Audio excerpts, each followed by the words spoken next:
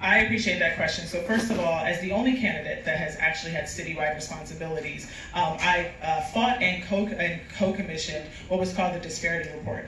The Disparity Report is the first ever report in New York City that shows a snapshot of what young people are experiencing in this city.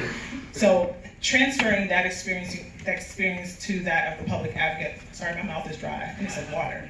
I think it's actually very important that we do an assessment of all the agencies before we start putting Band-Aids on things. The city needs to know where our agencies stand right now. And that does take time, but it's not just about creating reports. We then need to communicate that information to the communities on the ground. I think it's very important that this position serves as one that's a conduit, but also one that's an educator and also one that prides itself on transparency. I think our agencies have a lot of reports. They claim that they have open data systems, but if anybody has tried to get research from any of the city agencies, you will find that even DOE alone has 3 different ways of determining recruitment, retention, attrition, just within its own agency. So the public advocate also needs to find ways to align the data points that we have, make sure that we're getting accurate data, and therefore share that with the public. There's water for you, courtesy of Bonnie. Yes, that's not a sign of favoritism. We have a question from Jake from Clinton Hill about your management experience, and I want to add to it. You know, the public advocate is the first in the line of succession to the mayor's office. It's a citywide position. Why should a citizen prefer you over a former speaker, an assembly member, a number of council members are running?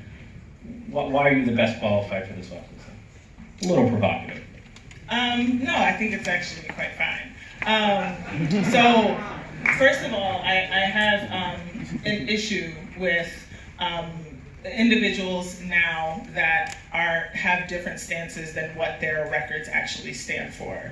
I don't think that people ought to all of a sudden change their values and who they are. I do believe that when it comes to, number one, when it comes to bigotry, hate, whether you explicitly vote down bills that could have improved equity, or whether you literally put forward or your own character has brought down an individual or a community, I do think that that should be considered.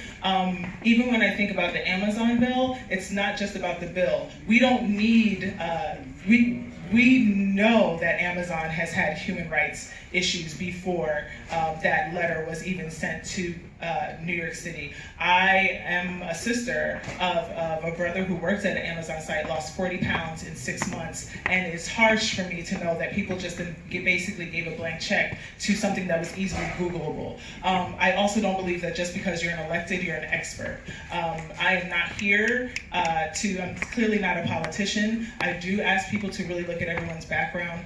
When it comes to managerial skills, I am proud that I was the counsel that investigated the Flint crisis before it occurred, but even afterwards I went on the ground, and last year spent 6 months with folks on the ground to help with their advocacy. I am proud of the work that I've done here with not only communities of color, but LGBTQ communities, youth, working with great organizations like the Audre Lorde Project, Girls for Gender Equity, many of the groups that are doing the work on the ground, regardless of the funding and the lack of funding that they're receiving. But when it comes to managing, I'm also glad that I've been able to manage a budget of $28 million and make sure that programs like NYC Men Teach, Read More Core, and other efforts that at one point didn't exist in the city are there to advance equity so that we're not just talking about it, but we're actually seeing it in our communities.